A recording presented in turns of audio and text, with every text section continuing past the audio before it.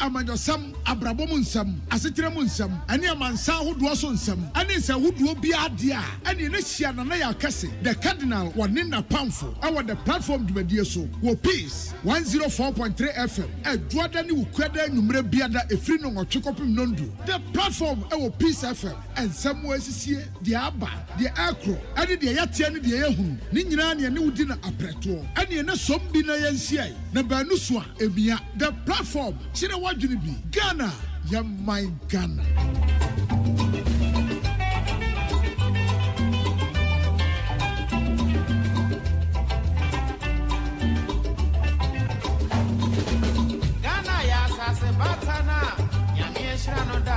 da wamanu niema penyi nala na wamanodo eya sase batana empe oku eji ahobu eni na hihwe asia sunbiye enti asemena use yesum Ghana yiye anya sapa da chinchirima eba bewo yemfo winia susu brebe pebi wabwa Ghana Ghana be yo, yo, we no allow.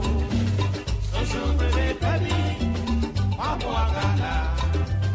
Ghana be yo, yo, we no allow.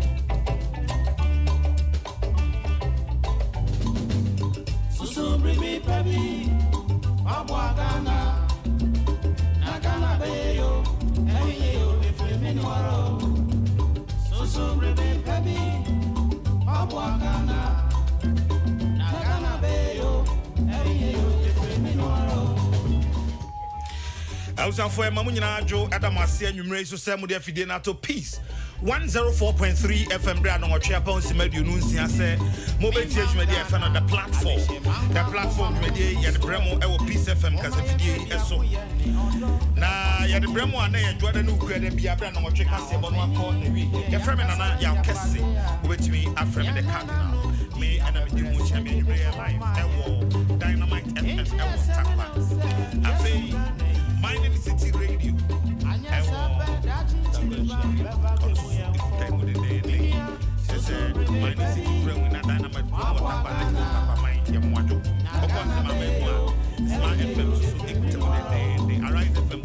Stylish Radio. I will be stylish. I will be stylish Radio. I will be Fina FM. I will tell my Max FM will H. Uja FM will Dam Panta, Panta, Ewa, Rock FM, the Almighty Rock FM or Takrani. I say Cruise FM, Ewa, Akumana, Odia not to Chan, Fila FM, Watermali, now Beyond FM, and so Ewa, and Pantaya, Ewa, Mantem, maybe I'm about to Kabia, Yamasi, say, Munipis FM, Kona, Eframinana, Yam Kesseh, Isaac Udro, Patricia, Sefa Fisher. Elizabeth G. Prince Bafo Asamoah Konomuja China. Samuel Api Pia, Omonash, and a bit of Chiami, and then bring so you want the Pabibri at the platform show in it.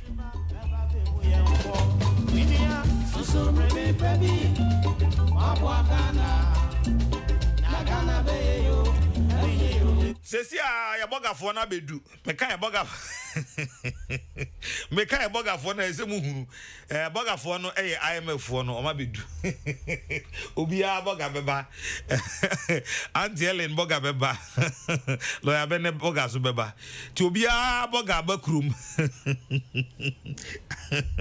IMF fo no aba anyway ya ba ko IMF nkomo so ene ensemo a ediso na enanwumre me wo menuaba Ellen Amadako e wa ha sei Ellen se MPP ma o hwese na ne masi kono a esese mo de mutumi hye ne nsa na odi manim na wo pri die nkankoro e de mamo National Women Organizer hopeful Obapa majo Yenia na what is say nyame adom me hoye e de nyame ase na ko say campaign ko say nyame adom pa ekoyi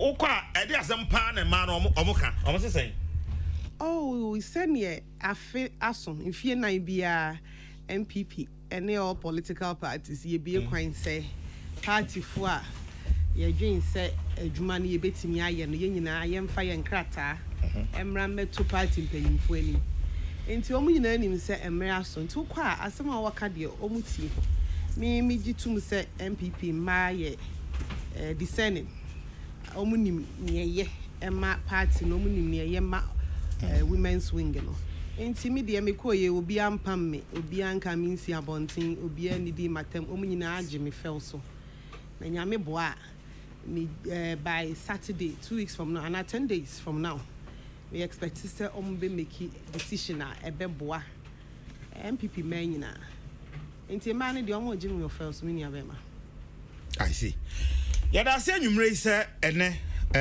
ososo wanya bre na woni yen ebe nante e wo the platform dwumadie yi eso na ye kan nyina na ye kwanya ye soso ye de mamo se be ya mo betimi aton mo ho na esi ahenefo na esi ahema atemo nsem na se Thomas mu a o mo gina so e de ato aba e de amame se ye ka se obapa Elena Auntie Ellen ye wan mame na wase me na Peace FM fo nyina ase na me na atiefo ni MPP fo mutie ye nyina ase Auntie Ellen ana Ellen ama deku eye MPP ni oba my party adwuma fitini nkwala abrima bedu samre mefa efri kwawu abetifi fan susu free wanchi bono na quarter free asaman Kesseh enum me Ghana ni ba 100%.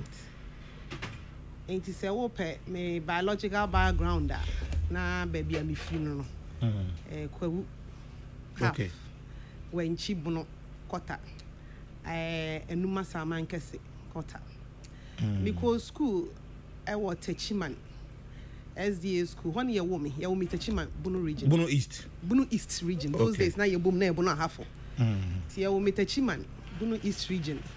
When I'm in kakra kopim se me ma me ne me papa ye transfer omo de adwuma de omo sign e bank kan na mbeto aso St Anthony schools e wo South Odoko nyame ya madoma me wie na me call St Roses e wo Akwatia nti ma me mfa opportunity na me nchia all winchia rosafo nyina all old Rosecans me mo mu nyina good evening and that's our motto goes Veritas.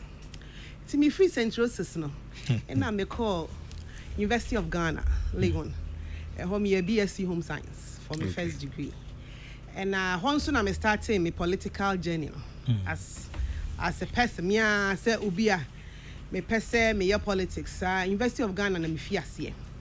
Me koye TESCON member. Me ko fa card e ko join TESCON University of Ghana 2002.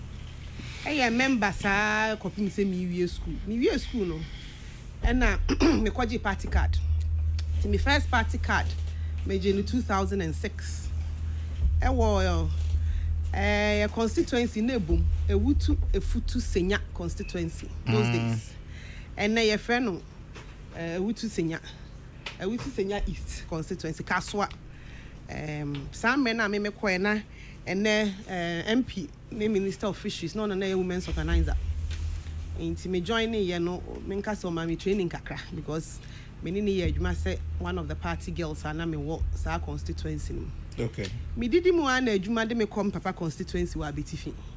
Inti Abetifi constituency so me member e wo ho. Ena adwuma na esan de me kofie wanchi. Bono.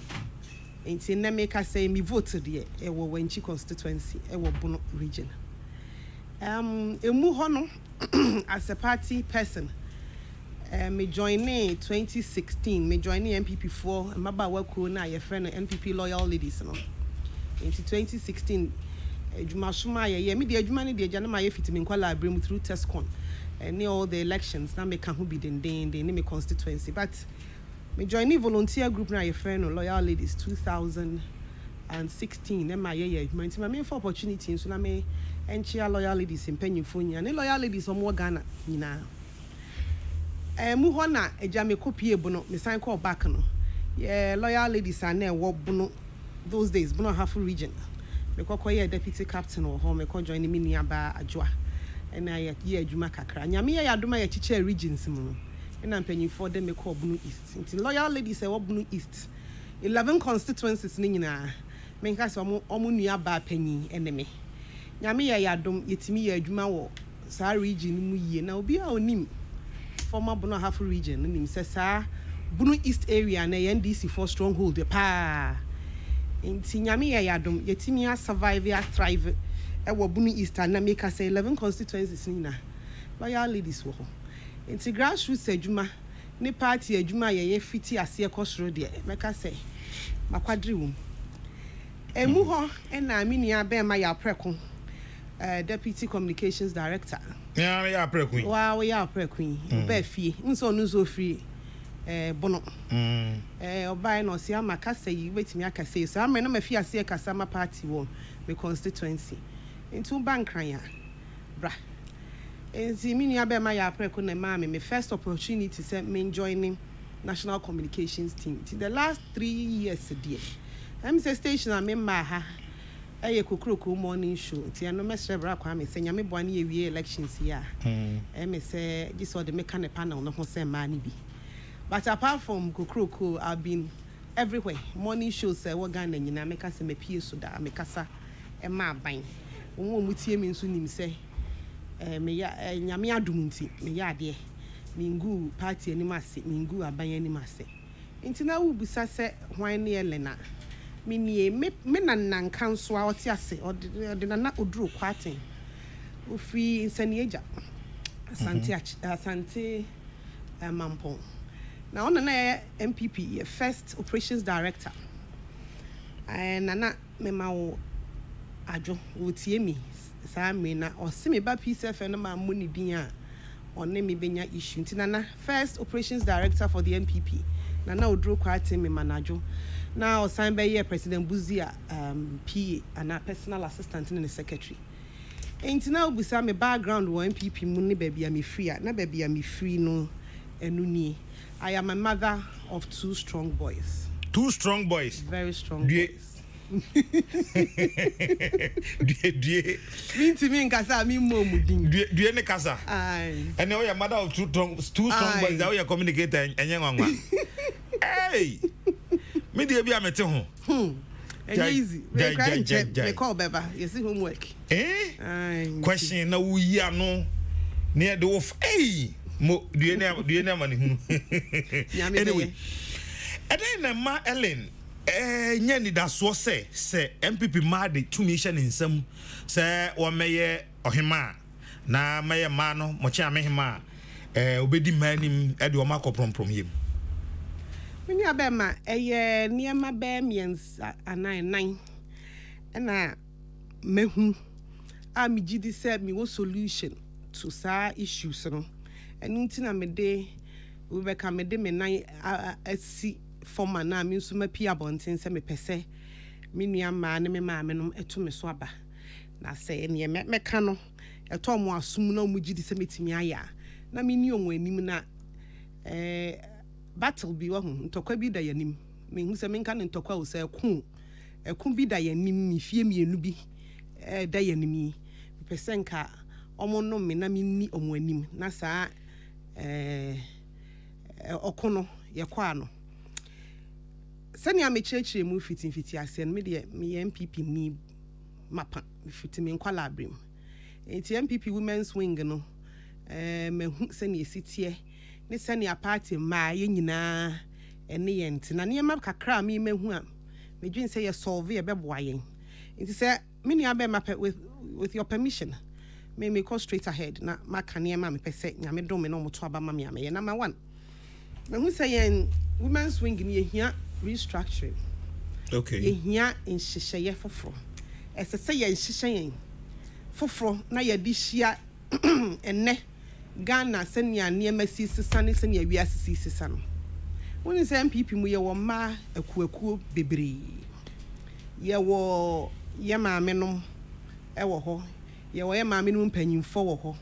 Ye wo maba wakuo bebre e wo ho. Meka women's wing no. Now, what kind young constitution na MPP young constitution na? Actually, say National Women's Organizer na juma ne say obehwe ema ne enkwala yie die mu. Nia obeya ema ne enkwala ebedi yie e wo Ghana. Na saa yie die nim no ye de aboaboa ma no amomo ato aba ama MPP. Enti se wo fa saa young constitution no na ohwe ema abedi yanim atwam na ohwe senia enania masi sesa wo wiase nyina me susu se ye niam bi a enke beboa nti yen restructure no me de share nipa ba miensa bi a me pese ema akuaku miensa me pese ye hwe omo ne ye hwe omo yie me ye hwe omo yie a yen election 2024 ya ye bekoye adwuma no be ye easy first group anya me ye madoma me ba me pese ye hwe omo pa ye women organizers region constituency sa women organizers no ese se ye hwe omo yie ye nua mai at least me de me ni omo aye adwuma me region metimi aka se me ni omo aye adwuma pa ade ba ko amahu se ha omo pa sika nketinketi niema nketinketi e free omo nsem a ebedu ba bi no ube usana na ni abre ne ho e wo constituency ni mini abe ma onim se ono no ye oba wo constituency ono ye maame a wo constituency ma party no obi yare party ni bi yare a ono na ye first point of call obi ba bibi ato ne ho chima ono na ye first point of call constituency bi ye bi aba oba ne ho ne ye ko niema nkitinkiti bi wo ho ma se constituency women organizer no ono ne ho ne ye ko nti 100 wa ha 200 wa ha 50 wa ha bosume beso no na ne hu sika nyina na asa enti ade a me pese ye de solve sa problem ni se esese ye nya business enketinketi bi ewo yen constituencies ni mu a ebebo party ma ne ho bra sa se we me kan na ma use me a me constituency se na me kan ye no me constituency ye wanchi constituency eho ade ba kwa ye a etumpompa ye cashew ye dua cashew pa enti women's wing guy ewo wanchi menti asie se ye ntimi enya 10 acre cashew farm ye inside sika no ene women organizer ne deputy ne hweso kakra ebe free mu aba ne ye de abo party maba wa ne mrante no podi ya na youth wing for hwe ba party maba wa ne ma me fo mpanyimfo bi wo ha ne man kitikiti bi hia wa ne nyina free women organizer ne botom esese ye hwe na ye women organizers businesses kakra o ye ono a ne personal adwuma bi a o ye no ni sika atena ni botom kakra ne me obi beka say Ellen 275 constituencies na enoso si ye hihye ye niema yie especially ye wopaway na ye de tutu ho yie a ye benya ye party for government officials government institutions a ebeboa ya menya sa businesses ni ye jai se de bia sika nketinketi ye nya mfiri ye botom a ne ye kwa akosre yes na ma women organizers no madwuma no aye den kakra enti se ye hwe saa sikana ne business na bebo party ne ho bra party man ne ho bra ɛwɔ constituency no ɛne yɛ first one. Second group a me pese me hwe omo ɛyɛ former women organizers. If it's a polling station ɛkɔ national. Nyame ɛdom na wudi 4 years wie wo 8 years wie ebi kura polling stations or de ebi kura timi kɔ 20 years. Na oyɛ women organizer. Owie na adwuma ana ɔkɔ election no lose pɛ. Me nia be ma party na yɛ refi no. Yɛn kai kura so ɔka ho bi. Na experiences kakra mi menya in my campaign na ye no eni nti na medwin se saa ma kuo na se ye hwe omuyie obi wo ho a wayɛ constituency woman organizer adwuma for years obi wo ho a polling station saa area na ono the polling station wo ho ye friend MPP maame emra na oyɛ adwuma no oyɛ adwuma den ma party no obehu say do organization na nam mu ye kɔto aba on na ɛkyerɛ ba bia ye nwura owie na adwuma pani ye refi no.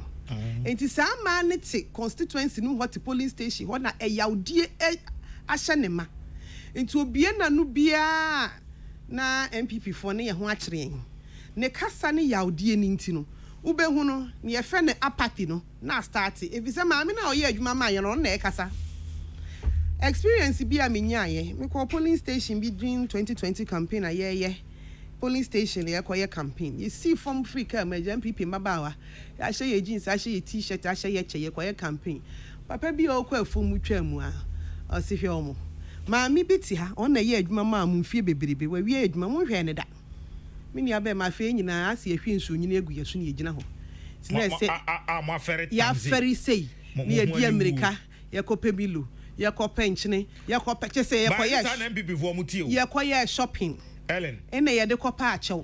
Yes is an MPP for muti. Enya sa na ye tie e defect kitu bi na. Yes mu ni nkaye ba. Ye won kaye pa na ka organization of the nkaye. Eno na me pese me ba be ye no. I see. Enti si yetimi ka kai sa ma we nyina. Ene Vice President Adaroma ye free bibi digitalization. Ye betimi enya sa ma ni information. Ne birthday ye betimi akone ho. Ni to say we have to look for those women. Enyo omupe o. Obi wo ho anu akwa elections walusu some man ni nyinara ni ye refi omo ye refi se okwa election nko ade owodom di na chi o enti se ye si treat omo no ube hunse na ni followers ni nyina nso afa enti election du a na party na setting some na man wi ni enti mo nkwa ye adwuma no saa enkomo na se ye hwe saa man ye nkomo ho obi wo ho anyi ye sika bi no hia ye the bar region ye the bar national level ye ma me no ma mo ye former national women's organizers some wo ho ese sa ma ni nyina ye hwehwe omo na ye di omo wura women's wing nim we have to involve them was any pa we nyina na ye campaign ma ye nkete eti ebedu se 2024 ni bedu na form agwa ma ye because a man na ye adwuma ne ma ye no kasa na je sa asem no ayedin third group a me pese ye hwe omo volunteer groups me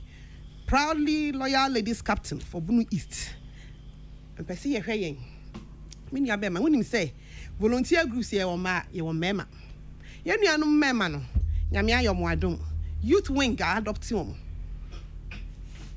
patron ye make kan say witiem omo hye youth wing ase enti youth wing ye bribi oni omo ye ye per logistics a youth wing nim say memrantie we enwo yase ye maba wa ne de ye ne namu kwa ya ye ni youth wing ase ya ye ni women's wing ase election dru a ne aboa ye ho loyal ladies ni edikan ye ne ye mpanyimfo ye nuanom ketewa bi aba ye was stand screens ye were maidens ye were patriotic pelt ye were bebre by election dru a ye ne ye boa ye ho ne ya tie si krom ya tie si nkurase me wo pictures e bia metin ye ya kire a me nam bono ahafo atebubu mu ho nkurase a me ne maba wa yi adwuma nyame boa ne ye nyapa wa wi a sa maba wa ye hu ba wi omo hye wo party mu enti ye ne namu a bufu ba mu a na je wa pe ne ba bia afa ne wagyae making just a group like loyal ladies ye pim 50,000 wa Ghana enti si etimi hye ye yi a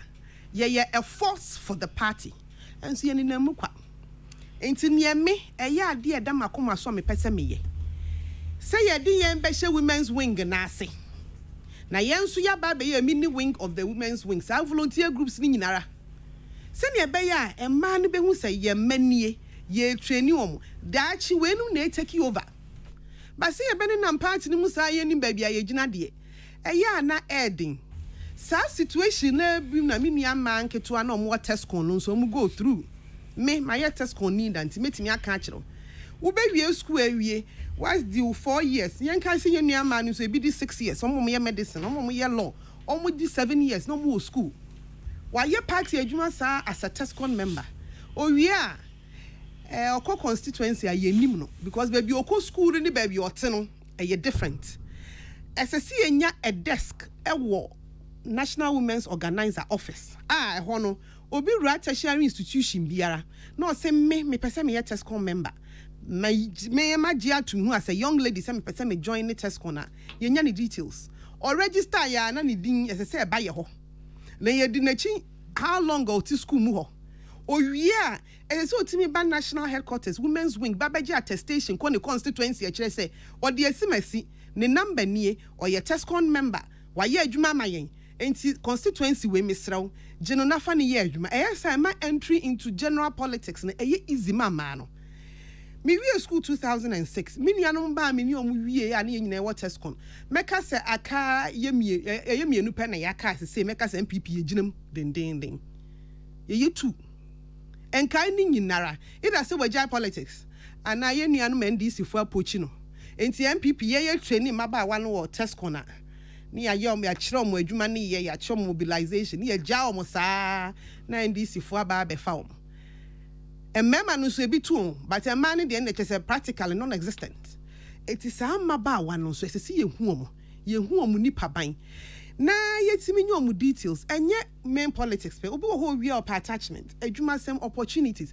ni nyina ye ni omo details etu be hu se ye be wie no ne na mu saa no apɛ ne ba bi afa enti restructuring no sa niema we na me pese meye ye we restructuring na afa ye ko mobilization ma ye wo mu a na ye ma ye nimu a na atosin mo pew mum pew sa na tie edu elections a ye ne ye adwuma no say ye women's wing ni obi ana mo mprehwe but still say ye catch them na motem ho asesa Ghana hakra ye do so chen yenim de mo betimi aye the same way in a party ni mo nso so ye do so chen ho say mabu fu a as a political party no nim say asam ato your mobilization drive say ye see per ema of all levels wahu emfa ho ni baabi oye sa oton ade wodwom so di oye kwani so wako school so otesen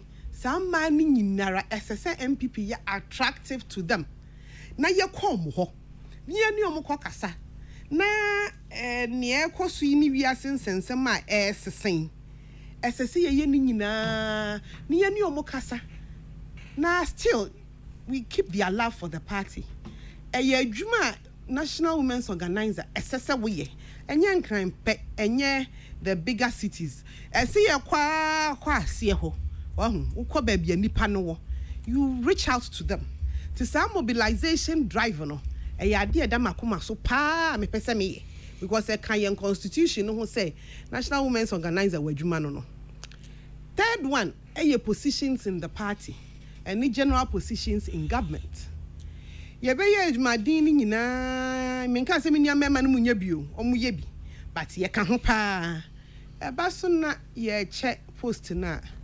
kakra bi na eno so ye a major issue even in the party menia be ma wonim say excuse me yeah elected positions in the party I'm say 10 positions ye wi a ye appointment be 7 in most constituencies ni regions no be kono 17 executives na mo work constituency and our region mo mienu pe na ye ma woman organizer there be treasurer no kwa mako me can normally woman organizer ni deputy se pa ko ya appointed omo nso so ye do meeting na se a ana ye do gathering mu a ye ba be take decisions no mo de ani so mo hwe nsuo any aduane ti ebedu so say ye take serious decision I affect region affect constituency na manage na bonting why you busy ade ba ko eda makoma so me pese me ye lobbying for more of the appointed positions ne mama no sani abaya mienu no gina bontin hwe aduane ne nsuo no so a at least miensa bi nsusu timu bi enti se 17 executives ne kura yenya 5 bi ana 6 bi a se enka enye hwio ye ne mu nchemu peda bi mo de mo mayen kakra 2 ne de esua afi 2 regions a aye bi a mani age ho a mebo mo abaso but mesen asere so mo fa bi nka ho daachi bi ye ahafo na bono ahafo afa oba ba ko said deputy regional youth organizer bono afa oba ba ko said deputy regional organizer ti sa 2 regions no mehuma who se constituencies ni bi nso so afa bi but esha enti sa lobbying for sa positions in the party and see me ayemi na yemu be your voice for the women near the lobby and near one me advocacy skills ne de say me de be wura sa lobbying for near because your doors was space ni mu a na ye nyina ye ne betimi abam aka bom ne age ade amayen se ye kakra bi enso adwumaden no na meka no edu campaign de obehu na loyal ladies for ya she t-shirt ne eginam ne okwa afuomu ukọ ne owo fufuo wo ne otwa abatwa ne owo hyekas na oginam ya ma minimum nsusu namu enso edu so na ye cha fiti DC kopem hwan kakra bi ti sa ne ma we na nyame ya madon na ema ne ti ase na woto abama me a me pese me ye bacho wo hwan na me no wo kasei me pacho me Ellen ama deku ballot no so me ye number 2 Ellen na yene na kase wo kire die nti a MPP ma wo gidi semu de mutumi ma no a obese sane mani ede amamo anti Ellen simam yenu a eda ye ne mpacho wo ne MPP ema say women organizer and the man no kwa network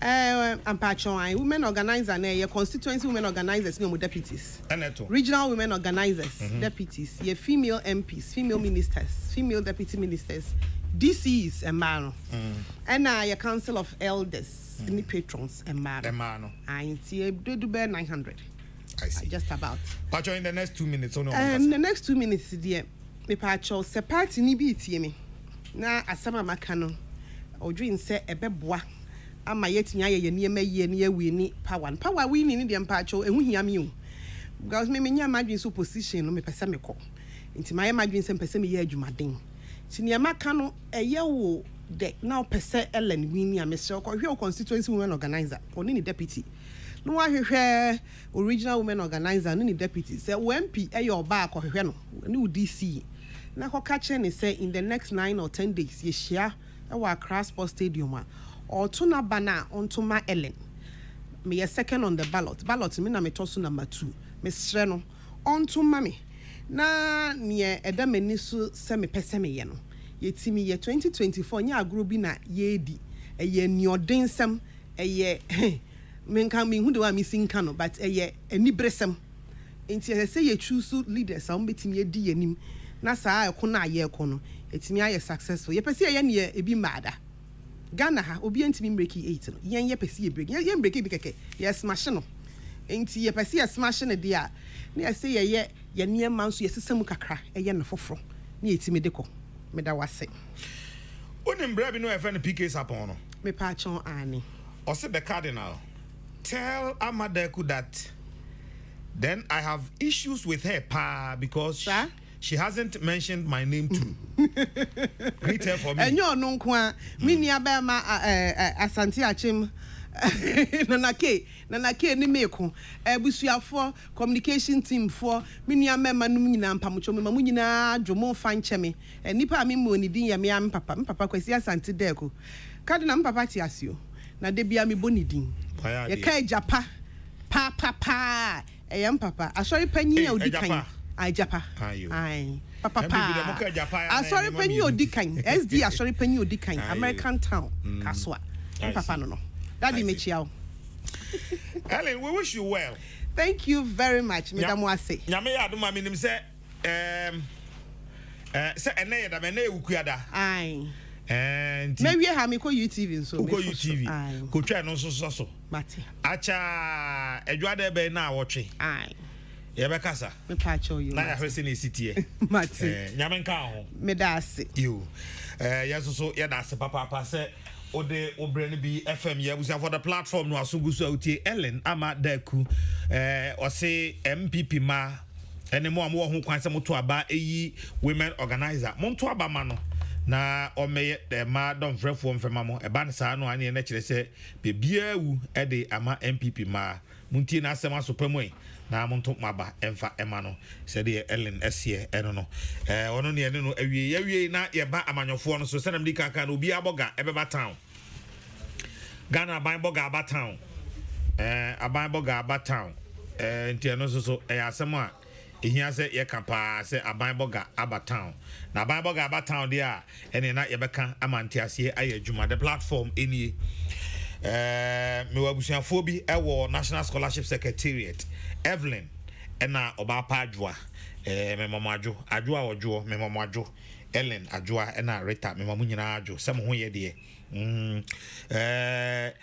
Openi Daniel Yebu Ahenu ono eye district ana municipal bu akwa municipal ho municipal director of education Penny Daniel Yebu Ahenu ono ena oye penna oda no director me mo adwo ate me mo adwo na ya hwehwe me nipa nye kra unua ne me nti ya hwehwe me na bibia anye fine baby awo awutie me mo adwo Abawa radio ewo United Kingdom for 80 na sukitwa radio so omususu 80 yen Brainy radio ewo Manchester baby awutie ya nwumre bia ye mo adwo me nua nanka wo ye madamfo nanko ye madamfo lawyer bene na wo ye madamfo but you see onyam nua biom ma this only no onyam nua biom because ultimate ni obi nya nua na atwam atwam Africa na onya hu na oda so friend say we nua my former brother Cardinal it's say nyame adom now so na pa setamani etitim ni de na me ho ye nti sisi aye na do wa say na do hu azie za ami wo ho na ye di juma so bi nti na ama ya mre no aitia nti emzedo of the year crafina and then they di kan ya back as a video so hands on me dia starting is a special skill of preference no for that talk. I see. Yes. Kofi Tonto, a member of government communication team. Ragovi. Minya headline. Kakra na nzo e. Nyamiado. Osubetwam ha ba akupe bia wo se me kwa ba no ano no. Ache. They say me the ambassador ne ba yo. Say na me kan wo ubetwam wa wo so wo kwa ba ne no ano no. Ache. Ye hu biu. Ache. Ozo bunyina muzuba anya for why say legislation no na lawyer na asem nye. David me dey say a party na kire ba bia menko. So. But I was also away for some time. So I feel na masa ba fi. Lawyer dey ndie bo apayo. On the one. Ze onya dey what me say NDC suman no yi na dey dey na dey ntesa. So. Okay. I see. Na boga for na ba. Boga for ben. IMF for. O say IMF for dey na no mbedru ye. That some bedru no na. I think say am bedru no nwumre. And then am share meeting na say. And then almost start engagements. But China I think say and then I think say no more pay courtesy call near there. China no be official. And then their introductory rights. Yeah. Boga ba. Is a we do mo niam buy pre ko ze boga bi ho ababa na ne niam sipo so boga we di omo niam nyina e buy what did you aba I see ya baba nkoma fa sa asem we ho 0556 700 700 0556 700 700 and afi mo amhwe your Facebook so mo betimi e de adwenkyere na afa ho e de aba na the platform and waso egusu awutie mo amoye ardent listeners of the platform show ya da mo asepa na sei na mini ho amini aba ma mbia ma ehwe akiri e de ma me na papa num a mo ye me brothers me o san ma sofo ka ho almost say massa ompe ho asama piu anya sa aboko confession am ziu father men company can be am ha men ko eti father kuju ena father Hillary me momajo ya muncha father Salifu mame wanzo no mo ya muncha father Salifu mame why ka chere se me manajo pa me ba me pipi so jam hoko ojane ejame nti mechia obia la yeah Cardinal dia beduro ni o boga fo na ba eye den ni aba beduru ha yenye den yo that's mechia na nwumre na machia tiefo a etie yen afi omo so ehwe yen nyina so echia wo mo titu NDC amanyuko ma awoma wa western of region mechia my regional chairman ora mageledu dodo na friend bigedu mechia no ne regional executives nyina afi nso me constituency bibie na anwa so be kwa na anopa flyer no menim say me ba me ne me MP na ebehia afi mbedu a twisted no and twist MP nya emergency and you want mama be 5 year no fresh okukumase okwakoya ade but what can say o constituency tio I was stylish radio baby any very well you anti mechia bibie na anwa so be kwa amanyina ti 24 me constituency chairman Robertman mechia na nwumre afi me organizer constituency organizer honorable Asiedu omunyina monitor any me zonal coordinators ne branch executives nyina abrantie ba konso wo bibie ne district court the friend Daniel no onfa platform ni agro nti ono so nyina Jerome wo Sam Jerome on ye regional communication officer pa nti nkrebu wo ha o de mamia ne sabeka there be yebomu ya na mema nkraba si adem no nya fine sama ba nti we nya fine no nya fine anyway yeah menua em say what be sabi na minim say yesi de oso na amro na wansa na dimechi nim say enua no na akofa abogafo abaye tina minim say anko no na ebe kire say nti a o maba e bi say o mo ka me ati ase say ho de lalai na enim de asi nti ene boga de obafi ananka enim say asempa nanso boga fo we de omoba na boga headmaster we boga headmaster yes oba no kuraba yes nanso no aba ne sai beko ya na me da se IMF International Monetary Fund ajumakuo bi a aman san edom a wo mo akwadare wo sikasem tutuemu nti aman bia sikasem ebekọ atwe anase obenya ohaw ewo ne sikasem tutuemu no odwan kotoa wo mo ma wo mo eboa no na Ghana yakoho mpre bebre njiri se we a yakọ etoso mpre be dunson to yakobe 16 times 17 for an yakọ nti nko be ka se e we di ankenya asem bia e ba ne se ne akoya asem a ai se bia se obi a no obi awibie ye de ne beduru ho e beduru afiri se nsem bia asi ene nsem bia akoso ene nsem bia yaka ena amenne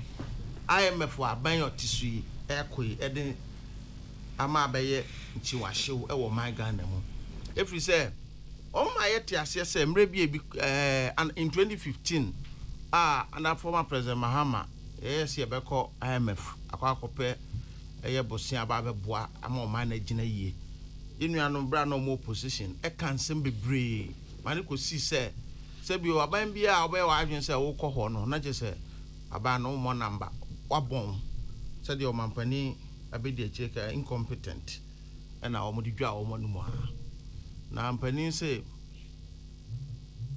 ye 20 ye di nya chesoa na nyankopon cha de 2016 ye to aba na o mo ba aba mu kakra igusoa na ye ko 2020 enim de see and so of course once a democratic institution ye ko court ni anyintum court kan agye atoma nyina ye di dwuma na aba no nhihia oyeye ene na namuntu a otu ena ama ne ya bedu IMF nim se menu ya be ka sei obeka COVID-19 ene Russia Ukraine war enu tina me yakọ na ya kesi nye nokre na menwie no na woni ma ya adwen die nti a me se enye nokre of course ye nyina gitum se 2020 COVID-19 ebai ema ewiase man nyina so no e de ohaw ebre yen sikasemu eye din man bebre na ye nipa ye wo yi obitimi kwa ho kire bi mu ema esesa ne gina pen esesa ne tibia nana covid-19 e bayi mfa soa oman Ghana ye nyaaye no oman bia ne ho nya bi na me ba be kirew aban na nsem a waka sika akodi ne nsem a ne nyina chi no ene aba beduru ba bia adui enti eya aban no nhihya wanye ne yie sika no e bayi a wa mre onyaaye nti odi no to sa tomprada odi sika tomprada ena ama ene Ghana akọ IMF wa bra woma wonim die osikasemu etu abanfo omuka se omunyina omunim die omoka including the NDC ene woma renowned economists lecturers ne ade sha se no ma bia ekoso aban wan hwe na wan fa ona ensi fomo a ebi ne die bosi a ne ye bro asim se wo ntie so da ne akoje within a span of short time bosi a Kesseh aban ji ye hu de na sika no so aban ye de na mame yenhwe covid-19 e bae sika e be kan bansa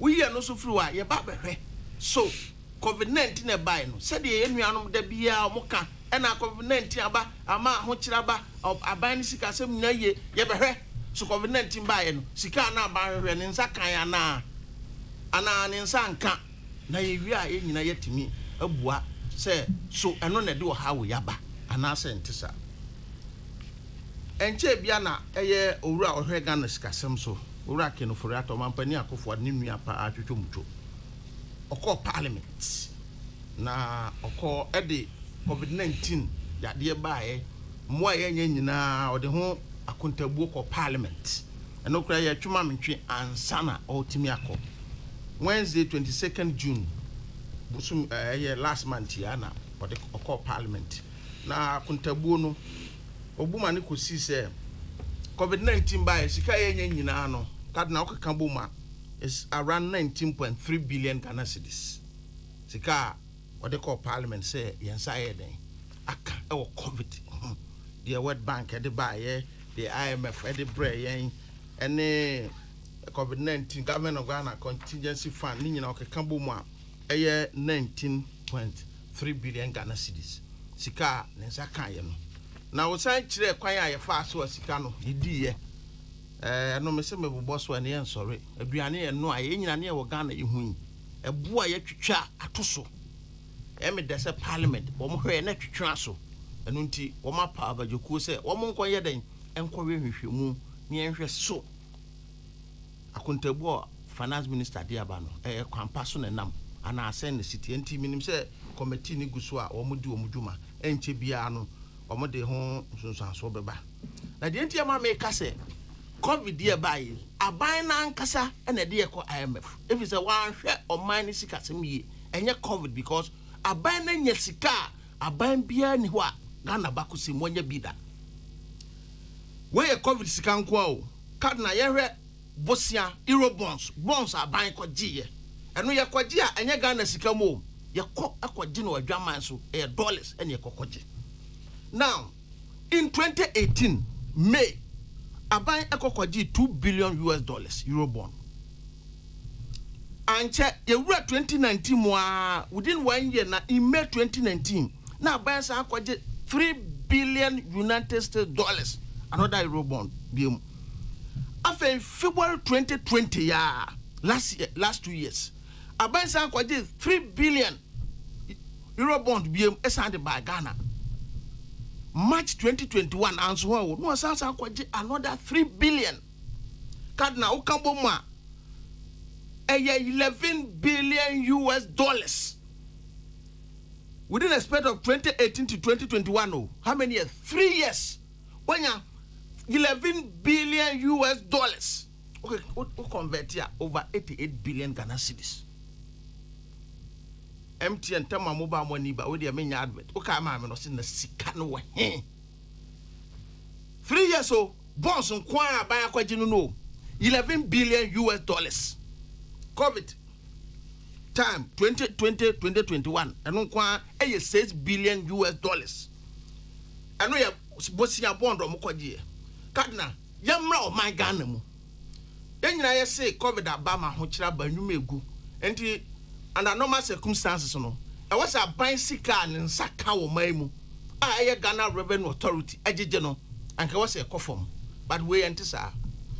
GRA ankasa omo statement omo di ba ye nyina kise COVID ba ya ye nyina ho kire ba ye no. Wo mu exceed wo targets. Sika na bansi wo mo nyeje no. Wo mo jeje ma ne broso.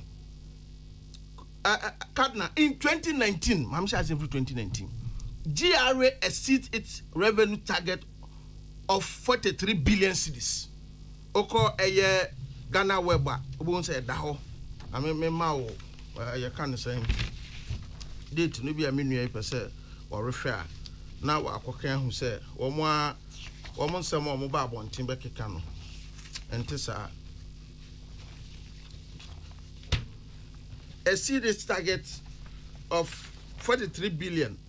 Ghana Web, what's such here? You just get it. Yeah, your name is a document. I can know yeah, I made the name by. And the GRA 2019, almost projection of 43 billion, almost CD. By how much? Oh, you can just almost CD. By how much? Over 2 billion or so, over 2 billion Ghana cedis. Okay. What is here? 2019, oh, Cardinal Yamra 2020. Over 2020, or say GRA exceeds 2020 revenue target by 2.6 billion cedis. At that time, Professor Ade, who was the chairman for GRA, board chairman, on this answer to you. And also come and join online, join business at the whole 2020 COVID bar. Yes, so many more ding. GRC, Sika, yes, one general, what DJ man broso. And the abandon Sika, see, essence the anchor all her, our COVID time. Now, young call 2021, or see GRA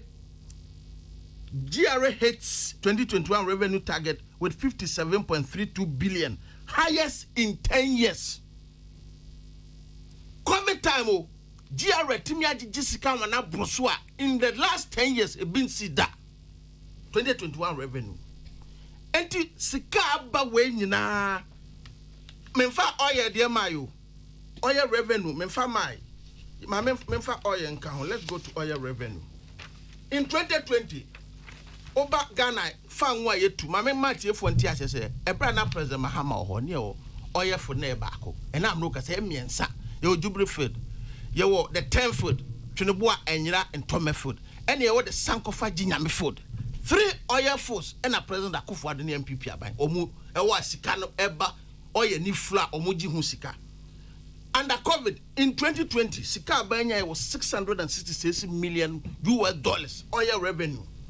2021, Omunya $783 million. Okamboma a $1.449 billion. Cardinal, IMF ayekwe abanso ko discussing. Make I MTA information minister. I'm saying around $1.5 billion to $2 billion. Oil revenue is almost at that figure. COVID sikane buy no COVID-19 sikane buy no. So also they call dollars. More than $2 billion. Oil revenue. In 2020, $666 million. In 2021, there was $783 million. Oh yes, you can't go no. Now, you heard the Biminia. IMF Ghana Koina and Rechi Munian do a 4-year program. In fact, it was so interesting. Cardinal, from a year 1999, ever from 2015, Bella Tayako in Omko scan boom near $1.96 billion. Free 1999, ever from 2015. Bella to Ghana ko sika yenya. What the kwabro bonisika mo a $1.96 billion. Now, COVID-19 kwa sika omunyaye is $2.4 billion. Sika ba ni nyaye COVID-19 kwa. How the year conversion is 19.6. But joy news. Give us mensa. And program. What say the Omuya said they compounded all the figures. You have the 2015. You about 900. Under President Mahama, you about 900 and something. A little about 900. No, make IMF support to Enya from 1999 from 2015 is 1.96 billion. What? 1.96 billion US dollars. Yes, join you. That can't be true. I under Mills Kramuji 2 billion. So how can from 1990? 2 billion. Yes, under President Mills. No. Under President Mahama was less than what it was 900 and something. But memo figure. No, it's never true. It can't be. It's yes. And President Mahama was around 900 and yes. But what you say? Oh yes, that is it. It wasn't a Anra. What you say? Yes, it is 1.96 billion US dollars. So what I say? Yes.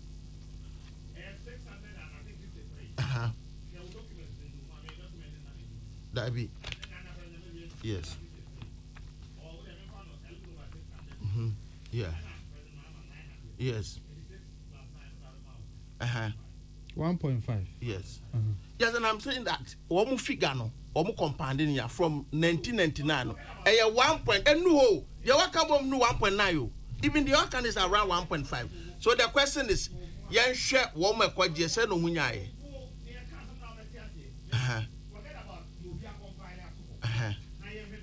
Yes. It is 900 and a little over 900.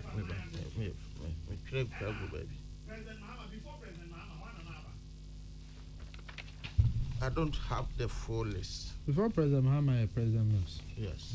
What was mean? And the funds are 9 plus 6 verses. It will be around 1.5. Maybe one. Yes. Kufua could be running Sakobi. Yeah. Yes. We don't have me take it time to me need break down in here, but I'm basing my argument on almost program or more I just printed out. What I say? And one more accompanying figures. So they were making the argument from 1999 to 2015. Sika was $1.96 billion from IMF. And a COVID in Kwa 2.4 billion. What they are saying just 2021. Okay. So wrap up now. Answer their current. Now all yes, Kramika is almost at that figure. And so I no credit that say COVID na ma oko. Because even under COVID no, sika abanyina no who exceed target, including domestic revenue, Ghana Revenue Authority and Ejijamaye. Na abra COVID aba wo se ahokyere ba. Omampania country awotunkwa within 30 months. Over 340 billion old Ghana cedis. 34 million Ghana cedis. And now they are high elupre dia for you. Na se sika no bre na unya ya menyini sanka obeye nsa. And the cardinal sika na ba ye no. And am say ba no one pama unya ye ntino. Odi no atumprada, odi no said your pe. Kata asehye proye. And afense amanfo ayasesa wo mo abehye abamu appointees. Look at the number of presidential staffers. Look at the number of ministers. Ayetuonka. And the IMF wa kono. And mama fan ko 2015 kra. Because even 2015 conditions are na wo ho. Any normal na wo. Sika aban we nya no. Sanka sata me nyemu half mpa. Me nyini se anke beko akwaje sa less than 1 billion a year kwaje $900 million from IMF. If you say when you $2.4 billion within 2 years COVID what they say no. The one the other year it tells you say no me sha na koso bosiabo when you na ya do 20 ya hwe bosiaba ya bo oba in January 2017 na me pesa usi for mo e ka na ye de council na me pesa usi for mo nsi e wo bosiaba ya bo so in January 2017 na Ghana ka ye di NDC fro na 122 billion me bwana and they almost $400 billion. 122 billion. Yes, Ghana cedis. Okay. But that is here. And they, me look at it, almost 400 billion Ghana cedis. Ghana from where? Every year, Ghana nyafa who did. Let me do a bidding come on. Sabusi and one. Also, your analysis, which reme. Saying. Or say, sa 122 billion. Yeka wasem no. Nay 30, I think 33 or so. billion US dollars. Na za 380 na wo beka sisiana. and also see 45 billion US dollars. Well. And also no calculation is say o check is say my penny for the first time, we were the second term. Now say Abia what the 12 billion and I can now on my penda da mama so buy any mills buy 9 billion. No, they call 33 now. Nature say in dollar term. And you're not correct because one, time now can what was the exchange rate? It is a no can ya young far exchange rate na was that time no. You fire calculation because they see and you kaga na kaya dia in dollar terms no. You did the current exchange rate and a year.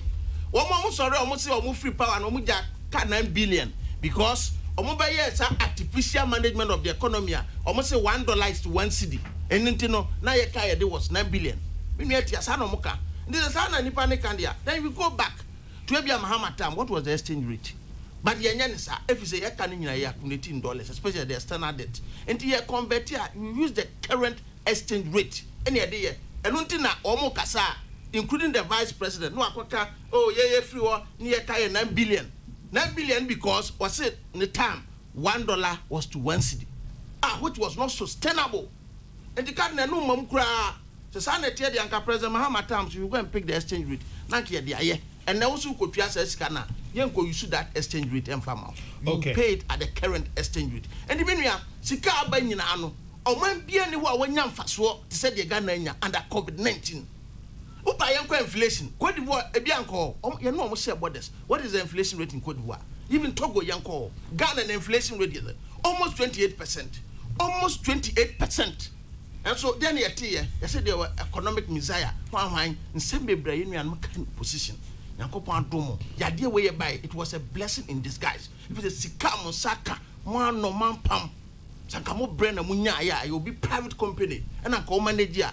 Come to this Ghana man can never be agent.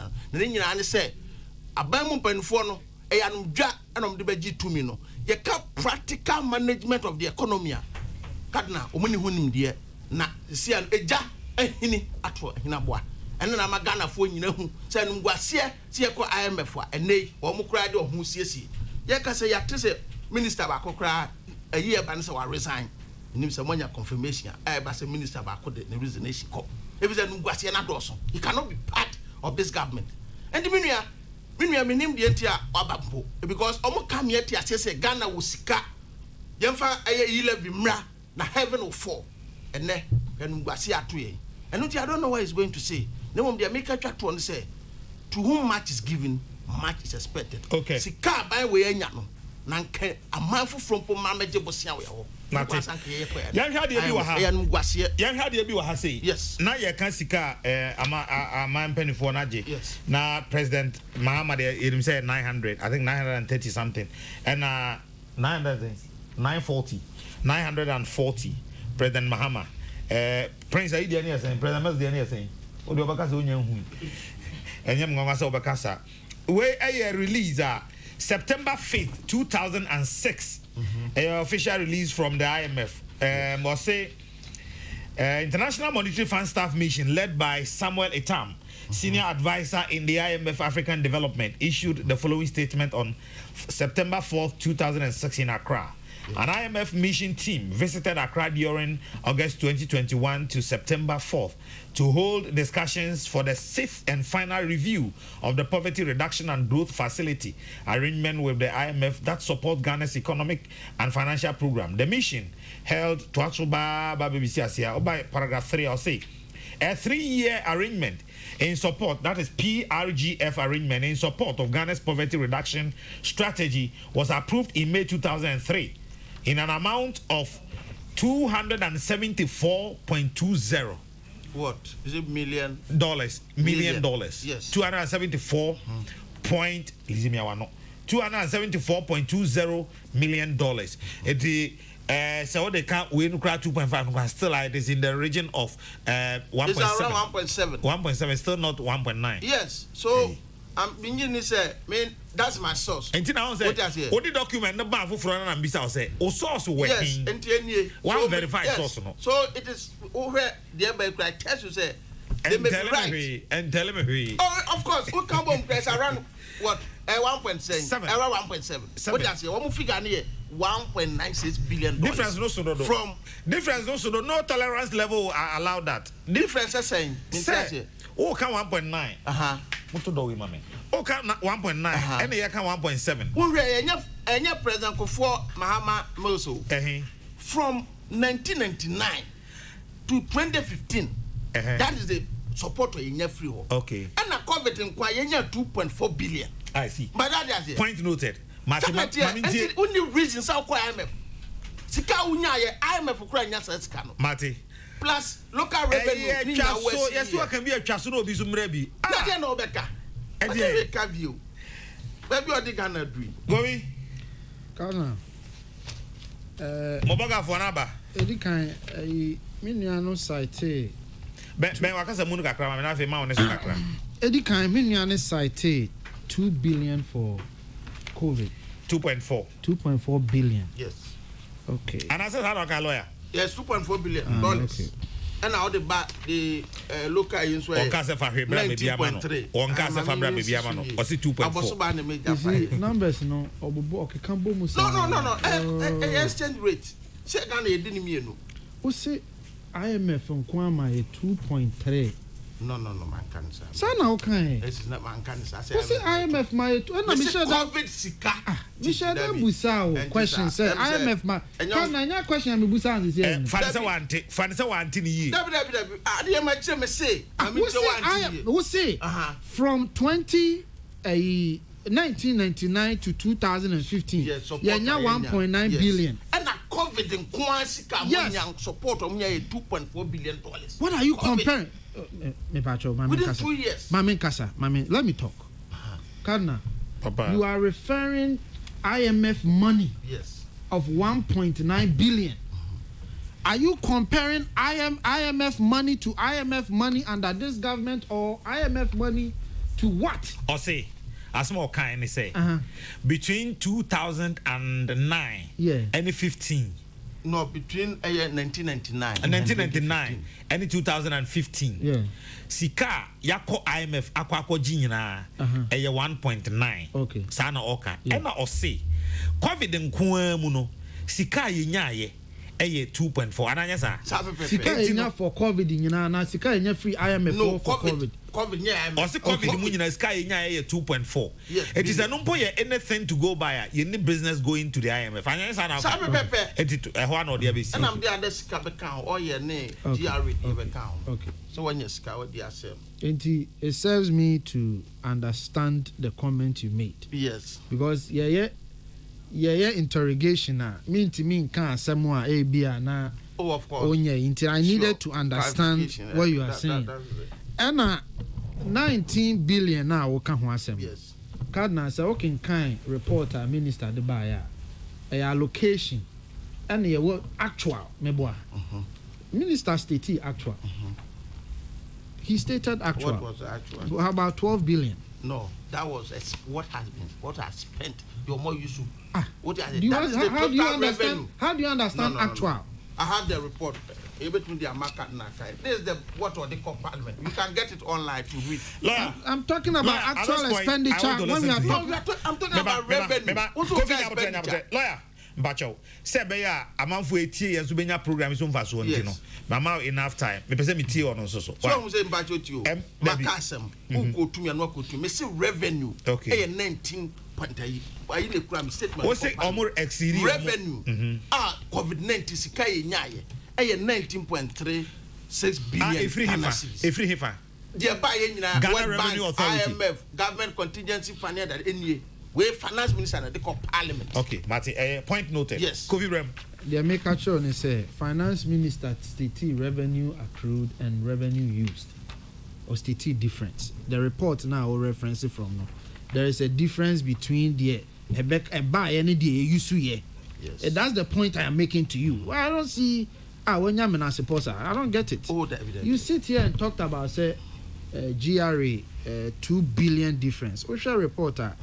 The difference was 265 million Ghana cedis, which is about roughly $50 million. Which one? Yeah, Ben. 2021. $50 million. That's not true. What you say? And then you talk about oil revenue. Kadna, so we share And I want to do this very quickly before I go to my actual submission. Osha oil revenue. Osha PIAC report on we release here in as of 2020. The last 10 years I had 2 oil na Sika Ghana buying enya a free oil revenue. $6.5 million. $6.5 billion. Sika Ghana buying total from time I had 2 oil basic end of 2020. Saa sika no emu dodoɔ as of 2020 no emu 3.4 billion and a call President Mahama ho. I have the figures here, PIAC report. Emu 3.4 billion and a call President Mahama ho. And emu 3 billion a call President Akufo-Addo ho within the time frame now. I'm not counting 2021. I'm talking about PIAC report from the beginning to end of 2020. I don't wait 2021 because I want us to look at a credible source. Additional it's important because I your analysis. Now I share the credible source. Obey mistake. Because the point I want to make to you is say oil revenue no as of 2020, President Mahama had made 3.4 billion. President Akufo-Addo had made 3 billion. It is here the 723 now. 2021 President Akufo-Addo has made 3.7 billion. You made 3 point, a difference of 300 million. Now, meaning as we share oil revenue now, there are laws on how to use oil revenue. ABFA is 40%. Meaning say, sa sikana ubenyan, emu 40% pe, and I'll bet me use towards your budget. Any other fund, be a cost stabilization fund or the heritage fund. So you go into that account and take money. President Mahama did it. President Akufo-Addo did it. So that impression now, Mukreti say, President Akufo-Addo about benya significant amount of money. That's not true. The facts don't support it. The difference is about $300 million between the two governments. So what I say, $300 million. So please, next time when you want to talk about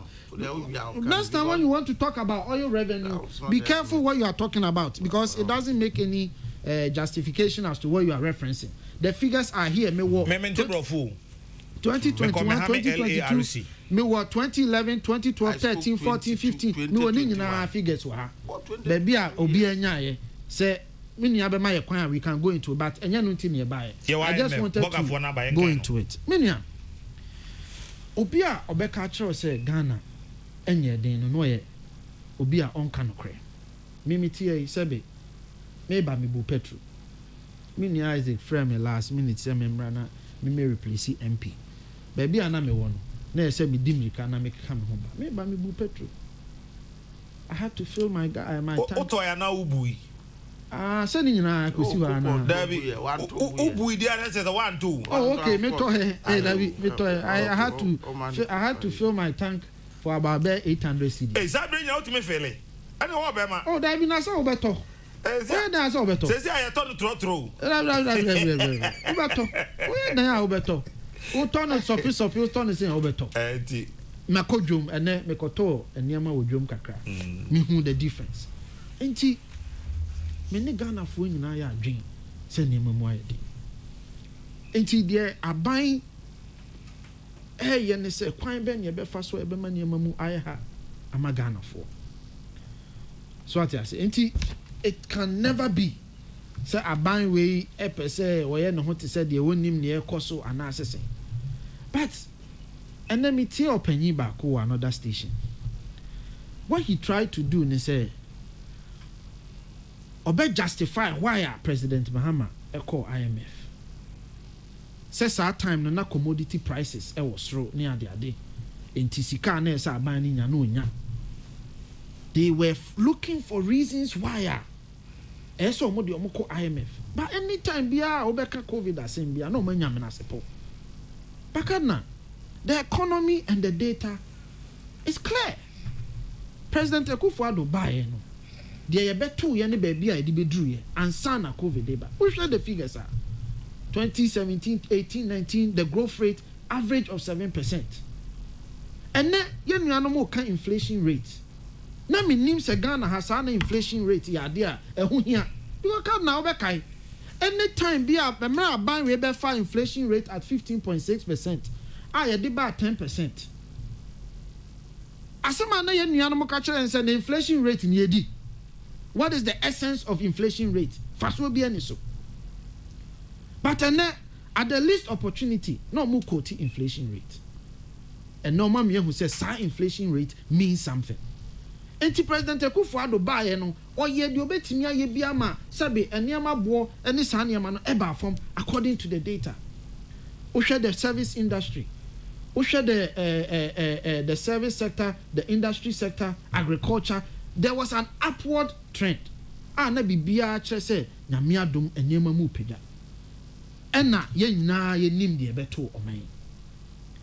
But President Akufo-Addo can say be say media me Ghana for ho ban at the expense of the economy. Sane me ya Ghana for enkwa ebetena ho daada no eho hia me na se ekoba se yen economy no ana yen sikasem to apia eno de ye nim kwan a ye befa so e de yen sikasem no ya saade aba be gina brane. So it is a fact say Ghana yen sikasem enya challenges. But here na you refi say eniema ben when they talk about COVID funds they just talk about COVID funds.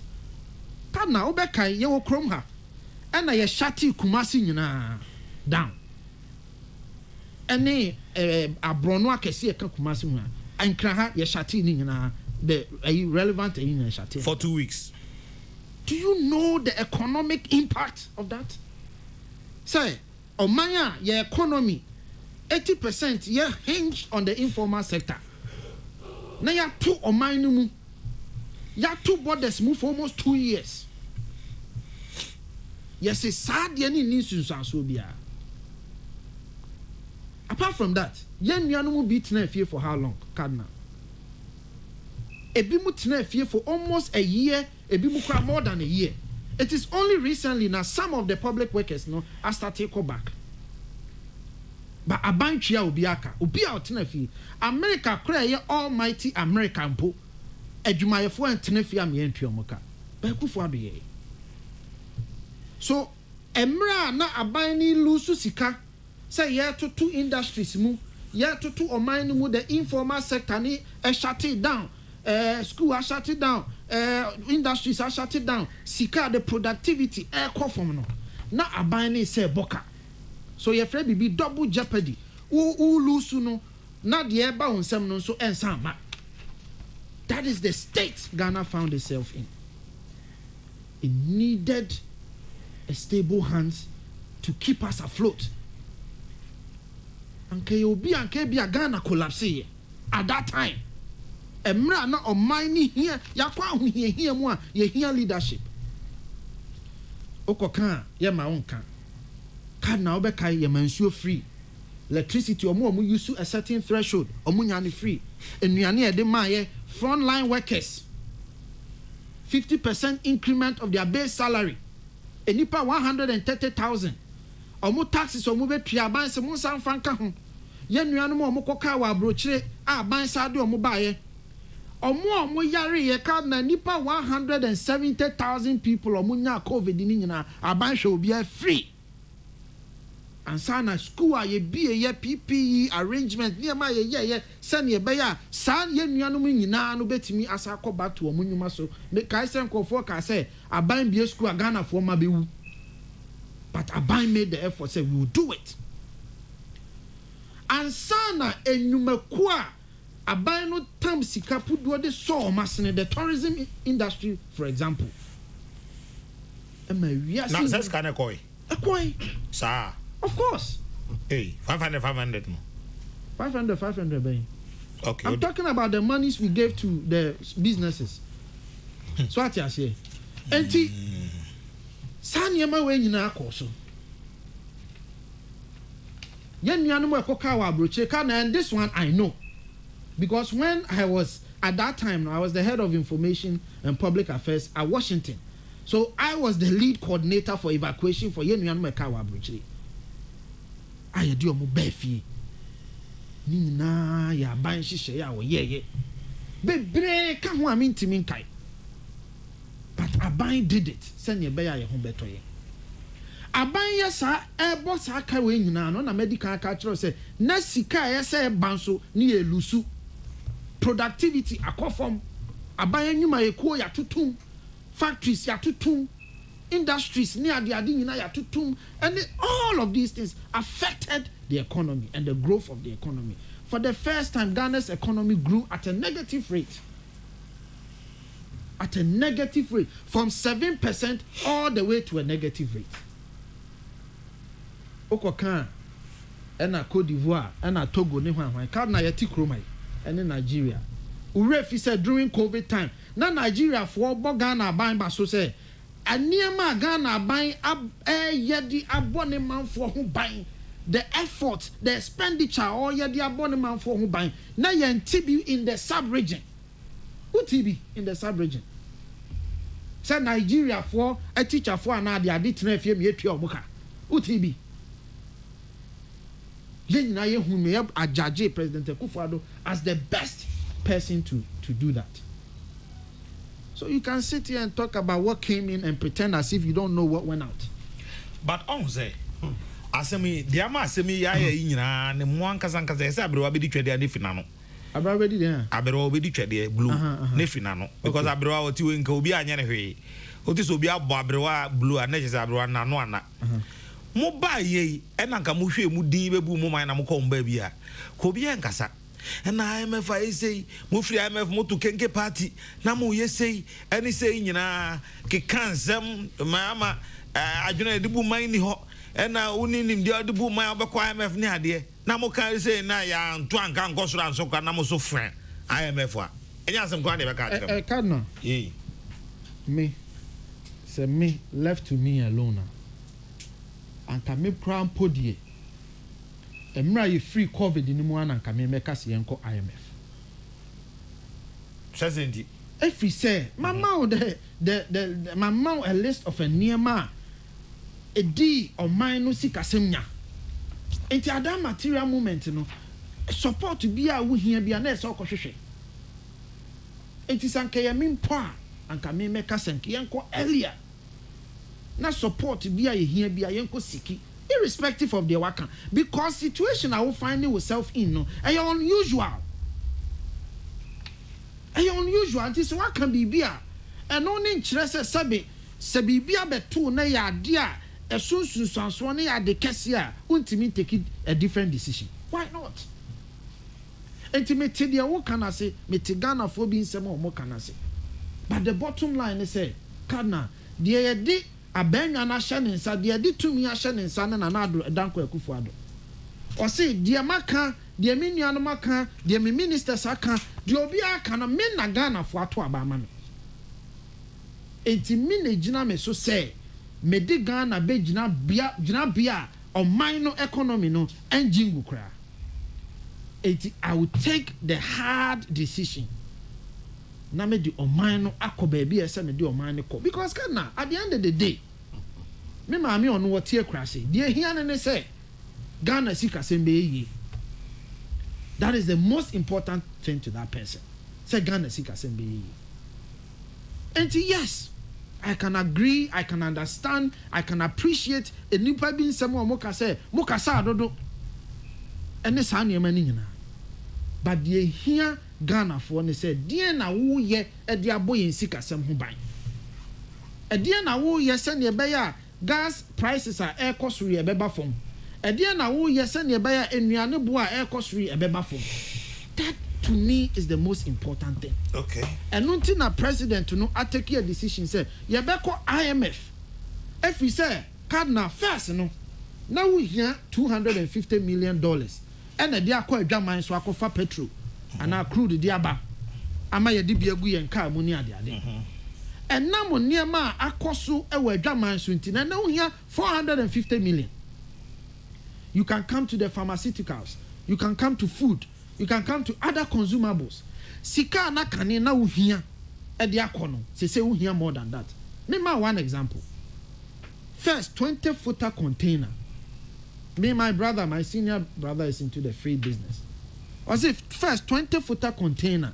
Now you tono, I will rent $600. 20-footer container. And that's our 20-footer container, no be renting $6,000. 1,000% increment. Okay, and I'm saying, hey, how is this possible? Until say President Biden and should be told to say, only that free container business, I increase more prices by 1,000%.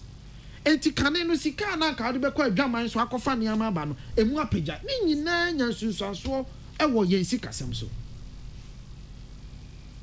enti se wo hwe ohawa covid de baaye ene wo hwe ohawa to koso a de ese aban ne ye ne se eniema bia obeye edi agye Ghana sika sem agina ho no eso ye.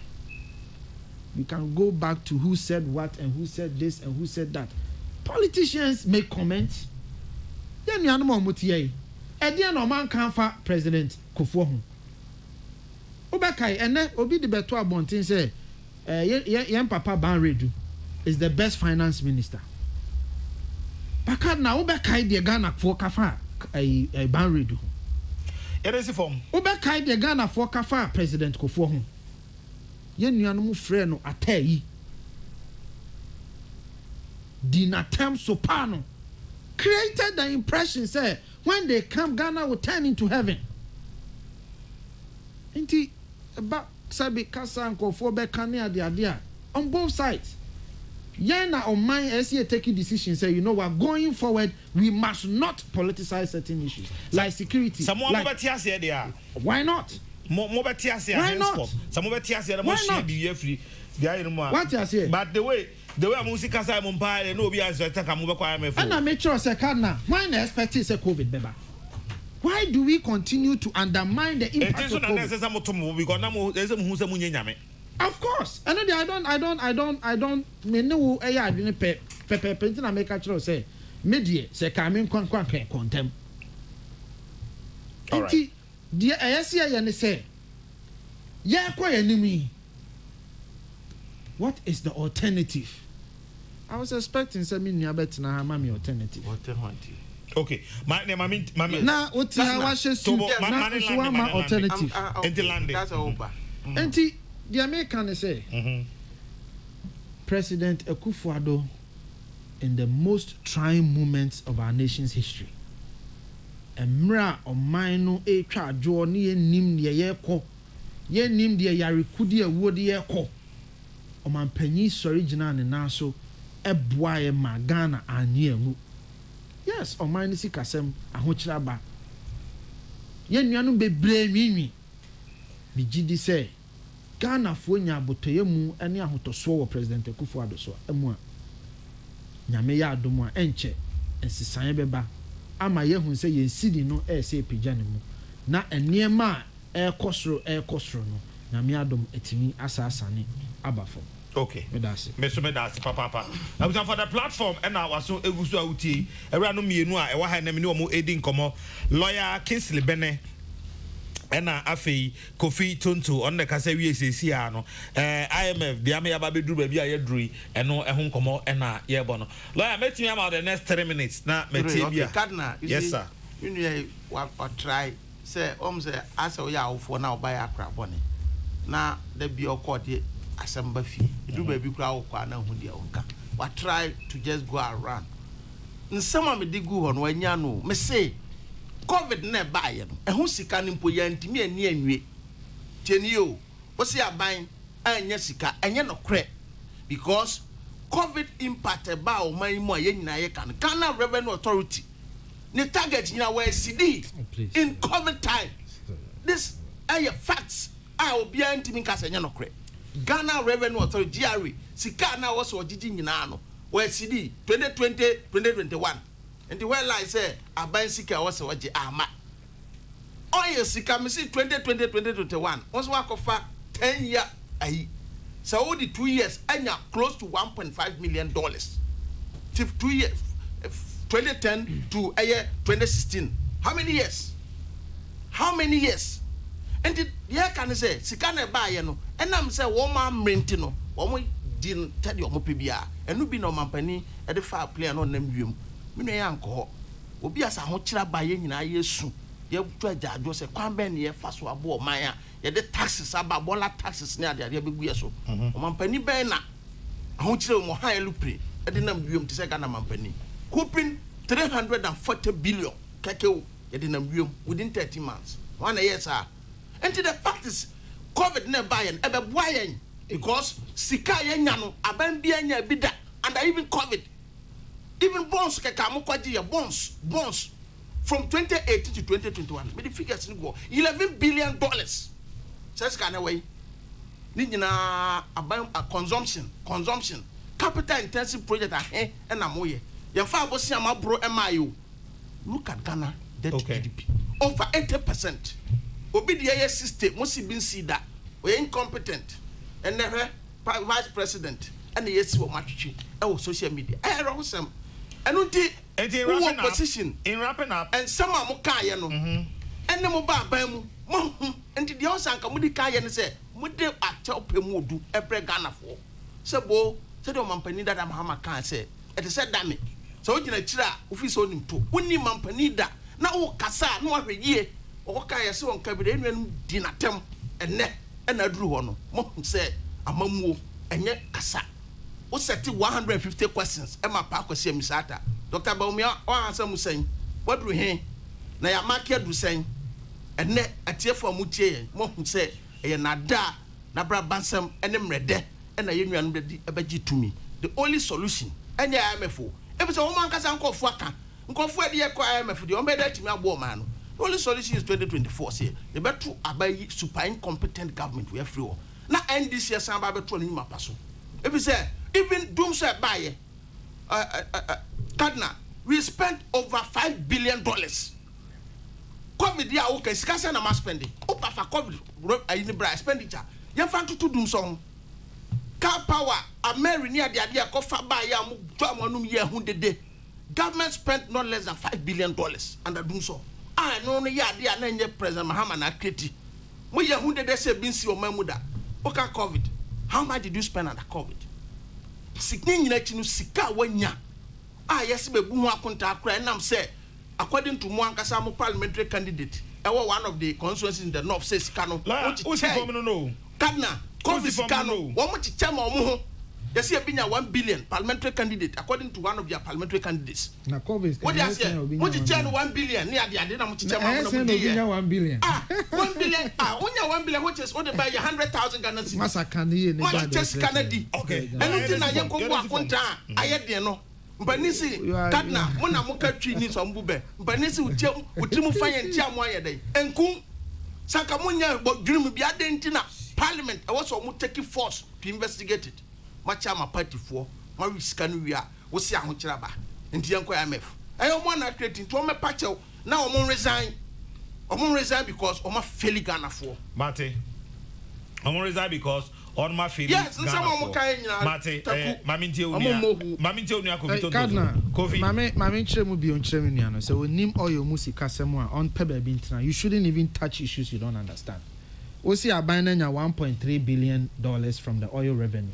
In 2 years, let's even grant it. Let's grant it. Kadna Emrani say 40% goes to the budget. 40% of 1.3 is 500 million.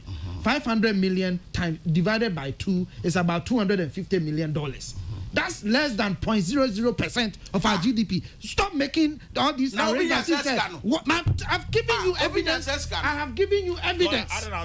I've given you evidence. Debbie, it is not for you to decide. Said you can cry. I've given you evidence. What the evidence? Oh, lawyer, when you're close to $1.5 billion, lawyer, don't go there. Jai, Nana, when you're $1.5 billion, lawyer, you sat here. Unya time, lawyer, unya time. Oh, Jaisa, unya time. Okay, almost $1.5 billion. So. Jaisa enye. Obama court how we admissible. Oh, when you acceptable the way and accepted behavior or me court has he. What it? You have to address the check properly. Kofi, you have the floor. You have the floor. Yes, sir. Is it not the case, he say, ABFA, which is budget allocation, they call bois or mine sika seminal. Emrani say, oil petroleum revenue management fund, they say 40% of the revenue goes to ABFA. And now we will say 1.3. 1.3 at 40% is 555 million. The support budget no 555 million. A simple math. The rest it goes to Heritage Fund, Stabilization Fund.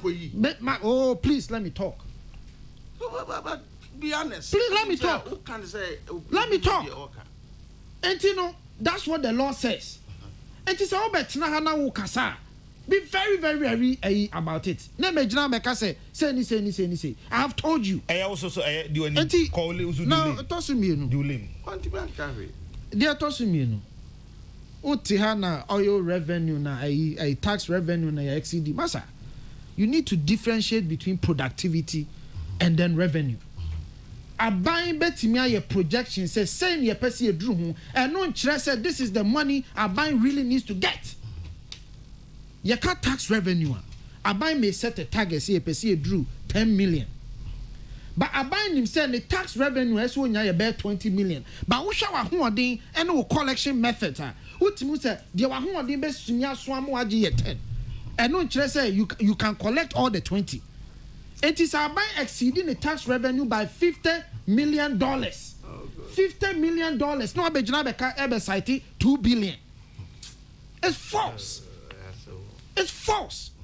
Go and check 2021. GRA exceeded by 263 million Ghana cedis, which estimates to about even today's rate lower.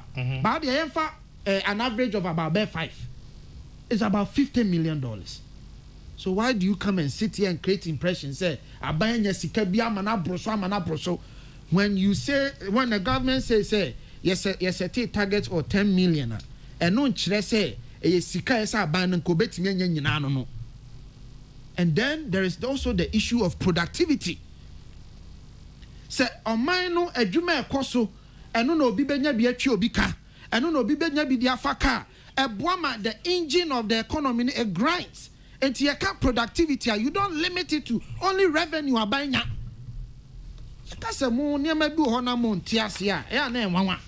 So you come and sit here and talk about abaya CD revenue, abaya CD. Go and ask Jerry. Go and ask Jerry. And please spare us with that. We were talking about revenue. You sat here and told us, say, Momo call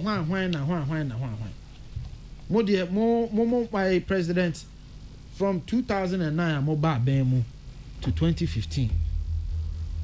You engaged the IMF on 2 occasions. The first IMF program ended in 2012. And China President Mahama Bayo Mampenyi. Within 3 years, and call IMF. Yokobusa Amose and the commodity issues. What is more challenging than the or mine we are seeing in our face here? But Cardinal, they make Cardinal Manuel say, the Abeka Biano is not enough. The na ya ma ekohuko hia say ye be chirechire mu ne say ye nuanom no kasa. So it requires ye be chirechire mama Ghana fo anya mu ntiase. But the bottom line is say ye na Ghana fo di tumi ahye nsa. Say ye ntoto o musi kasem. Ye ma o mu dada sitina mu nye yie. That is the bottom line. What we are saying is say o man no kwa ahohiahia a wi ase nyina kwa ahohiahia no mu bi. And you also promise heaven and earth say we are capable. Of course. The facts no show say we are capable. My evidence of what transpired from 2017 to 2019. Even COVID impo. First 2020 I call negative growth. Yes, starting about 2021 we saw uptick. Now economy no started a page anymore. Kopim said the Ukraine factor and so by. But irrespective of all of that. Adam, no. Oh, Kana, I just told you, say, send ye tia biano, a yan said ye, see a best over the economy. I just told you that. But I didn't tina, Mumma yan cano crans to say, and near me or how ne benny. Is it not the case? Send ne oil bore a cosro. Is it not the case? Said the price of oil on the global market a cosro. Can't me busao. Oh, your research was extraordinary as a wine. Oh, research you what dear. I may bois. Oil in course row. Free charges in course row. Supply chain challenges in my Ekromha. 60% of our wheat AED. One company in a deba. Mean percent body. They source it from Russia. 60% of wheat AED Okroma. One company in a deba. I'm sure Cardinal there. Well, what now, man? Watch it. You probably know the company I'm referring to. They source it from there. Fertilizer was about 300 tons, 300 cedis per. We say a drew 1,000 plus. Enti, dear Tiebiano, dear Ghana for can say fix it, and we are going to fix it. But who be here see a man nipan so who no kre wom na yaye den yaye o man panyi any Ghana forecast or say I'm going to sacrifice the economy to protect lives. The economy was sacrificed and we protected lives. Cardinal, we are going to do everything it takes to protect the economy, even if it means say you best swallow bitter pills. You best swallow enti the pride the better chain o man panyi Akufo-Addo say no. Me pride the better chain. Not the SME a disable Ghana sikasem no. Okay. And that for me is the most important thing. Let me take about 2-3 messages. Nafi, minyama bedwa 4 coin. Who doesn't know that the economy was robust until the COVID-19 set in? We seem to forget that public sector workers received full salaries for almost a year with no work done. People easily forget. Kwesi Reynolds, Ewo Agona Odoben. Mami Ajua says, Nana, all these were said before COVID. Go ahead, Nana, go ahead and do your work. Have you ever sat in a plane? Congratulations. I am alive because of you, Nana Ado Dankwa Akufo-Addo. Mami Ajua no do by. Good evening, Cardinal. Please, I think labor workers did very well by agreeing to one time for and I'm sure you are digressing into no messages no mama nyad hasi na me bre no aso and I wanted to enjoy my discussion senti my kind messages be brenti mo send messages no momfa encheme lawyer bene na afi kofitonto omumi no na me no omudi nkomo lawyer NDC chairman na Kofi Benen so MPP chairman omumi no na be kire o madwen e de fa hey Steven hey opemanzo ntina aye lawyer opemanzo madebroso sa ono na me di udi ama no enye hwe unuano no ntinya hwe me di udi ma no kra enye hwe why ewra no mienu yi ena nwumre yeda ono masese ode onyansa no ho ode beboaye ama yetimi adwendwen nsam a efa omei eho Said my dear the platform, or don't for no than Quania or the Edumia, a Juada, Yabesan Abba. Nabe Twaso. Mamena Isaac Odru, Patricia Sefafisha, Elizabeth Jean, Prince Barfor Asamoah, and a Samuel Apiasi, Omana Shishay, and a Midi Huchiami. A Fremenana Yao Kesseh, Ubetimi Afreme the Cardinal. Me the Radiasum J, Ejamunina, Shonhoso, and one Quancotama EBM. Macrao.